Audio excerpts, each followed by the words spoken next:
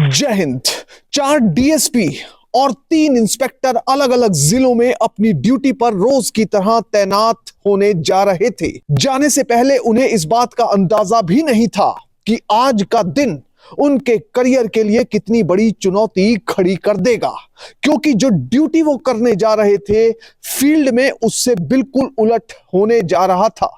जो कुछ हुआ उसे देखते हुए मुख्यमंत्री से लेकर प्रशासन तक हिल गया और उसके बाद 4 डीएसपी और 3 इंस्पेक्टरों समेत कुल 25 अधिकारियों को नौकरी से फौरन सस्पेंड कर दिया गया।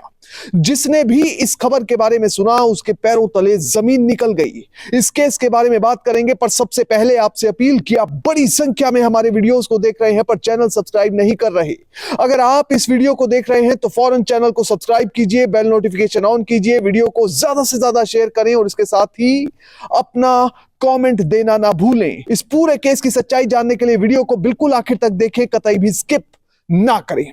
अब ये पूरा मामला समझने के लिए आपको चलना पड़ेगा हरियाणा के नूह इलाके में, जिसे कुछ हद तक हरियाणा का एक पिछड़ा इलाका भी कहा जाता है। दिन है 27 फरवरी, गांव है टपकन। यहां पर स्कूल के अंदर परीक्षा केंद्र बनाया गया है, क्योंकि 12वीं की अंग्रेजी की परीक्षा होनी है। इसके लिए बच्चे बड़े स्तर पर तैयारी कर कर पहुंचे हैं। ज्यादा से ज्यादा स्टूडेंट्स तैयारी कर रहे हैं, क्योंकि 12 बजे परीक्षा शुरू होनी है। परीक्षा केंद्र के बाहर भी जिन स्टूडेंट्स का जमावड़ा लगा हुआ है वो भी बार बार किताबों में देखकर एक एक चीज को याद करने की और रटने की कोशिश कर रहे हैं। कुछ देर बाद परीक्षा शुरू होती है, यानी 12 बजे परीक्षा शुरू हो जाती है। पर परीक्षा शुरू होने के ठीक आधा घंटे के अंदर जो तस्वीर दिखाई देती है उसे देखकर सभी के कान खड़े हो जाते हैं, क्योंकि आधे घंटे के अंदर ही कुछ ऐसा हुआ जिसने पूरे राज्य में और परीक्षा केंद्र में कोलाहल की स्थिति पैदा कर दी। दरअसल जो अंग्रेजी का एग्जाम जो पेपर आया था उस पेपर को व्हाट्सएप पर लीक कर दिया गया। अब ये पेपर अगर व्हाट्सएप के जरिए फोटो खींचकर किसी एक व्यक्ति के पास भेजा गया होता तो भी शायद बात ठीक थी, पर ये एक से दूसरे, दूसरे से तीसरे और इसके बाद जैसे कि बिल्कुल सोशल मीडिया पर वायरल ही हो गया। जब तक परीक्षा को आधा पौना घंटा हुआ था तब तक ये पेपर व्हाट्सएप पर वायरल की तरह कथित तौर पर घूम रहा था, और जैसे ही ये पेपर व्हाट्सएप पर यानी सोशल मीडिया पर वायरल हुआ उसके बाद अलग अलग परीक्षा केंद्रों पर लोगों का जमावड़ा लगना शुरू हो गया। ये लोग परीक्षा में नकल का विरोध नहीं कर रहे थे, पेपर लीक होने का विरोध नहीं कर रहे थे, बल्कि ये वो लोग थे जिनके रिश्तेदार, बच्चे, घर वाले पेपर देने के लिए परीक्षा केंद्र में पहुंचे हुए थे। कुछ लोग अपने भाई को, अपनी बहन को पेपर में पूछे गए प्रश्नों का जवाब देने के लिए यानी आंसर लिखवाने के लिए कथित तौर पर पहुंचे हुए थे। कुछ लोग अपने बच्चों को, अपने रिश्तेदारों को, अपने दोस्तों को किसी भी तरह से जवाब लिखवाना चाहते थे। अब यह तस्वीर जब मीडिया ने देखी, लोगों ने देखी, तो उन्हें याद आ गई कुछ साल पहले बिहार में हुए पेपर की। बहरहाल ऐसा नहीं है कि यह तस्वीर सिर्फ एक ही जगह देखने को मिली।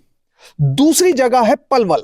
पलवल में सरकारी स्कूल के अंदर भी कुछ ऐसी ही तस्वीर देखने को मिली। यहां पर भी दीवारों पर चढ़ चढ़कर, ये दीवारें कोई आम नहीं थी, परीक्षा केंद्र की दीवारों पर स्टूडेंट्स, उनके रिश्तेदार, उनके दोस्त चढ़कर पेपर में पूछे गए प्रश्नों के जवाब लिखवाने की कोशिश कर रहे थे।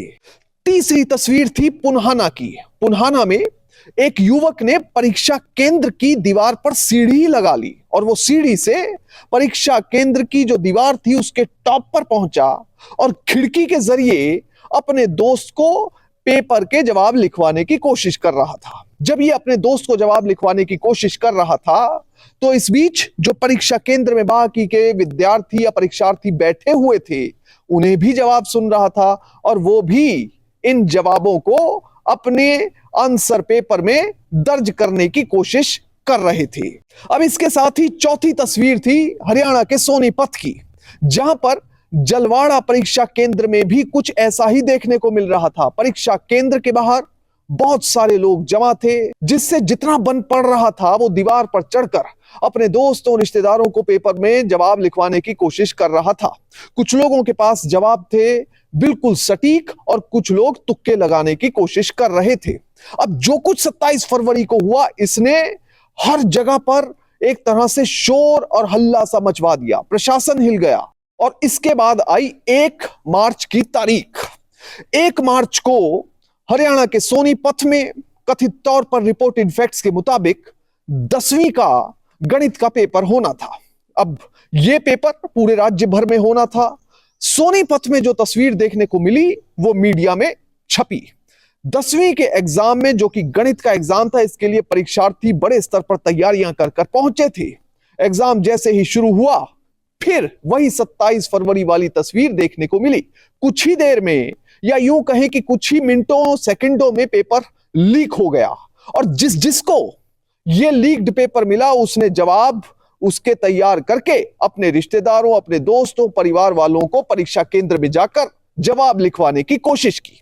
अब मीडिया के जरिए जिसने ये तस्वीर देखी, उसे ऐसा लगा कि शायद परीक्षा केंद्रों पर असल में जमीनी स्तर पर तस्वीर ऐसी ही होती है। हालांकि हरियाणा के सोनीपत के डिस्ट्रिक्ट एजुकेशन अफसर नवीन गुलिया ने रिपोर्टेड फैक्ट्स के मुताबिक बताया कि कुल जिले में 93 परीक्षा केंद्र हैं, जिनमें 14 संवेदनशील हैं और 7 अति संवेदनशील हैं। बहरहाल इस पूरे मामले के बाद हो हल्ला मचा, इंक्वायरी हुई, इंटरनल स्तर पर पता करने की कोशिश की गई कि किसके स्तर पर कोताही बरती गई है, और इंक्वायरी में कुछ बातें निकलकर सामने आई, जिसके बाद प्रशासन ने सरकारी स्कूलों के 4 परीक्षा इन्विजिलेटर्स को फौरन सस्पेंड किया। निजी स्कूल के 1 परीक्षा इन्विजिलेटर को सस्पेंड किया गया, यानी 5 लोग सस्पेंड हो चुके थे।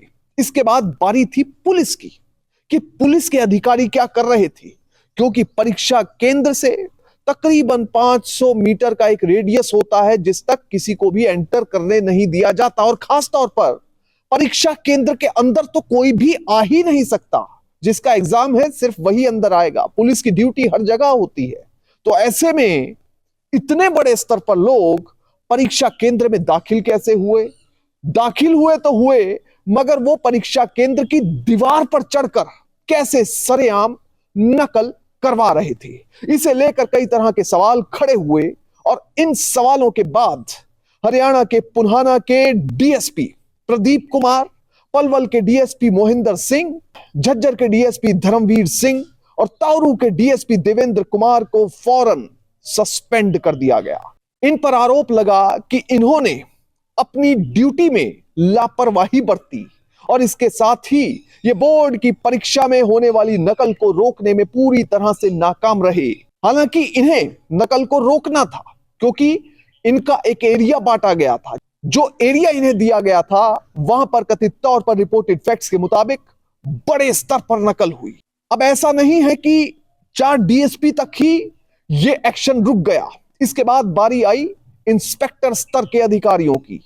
3 एसएचओ को अलग अलग जिलों में सस्पेंड कर दिया गया। अब पूरे राज्य में 1,98,260 विद्यार्थी रिपोर्टेड फैक्ट्स के मुताबिक बोर्ड की परीक्षा दे रहे हैं।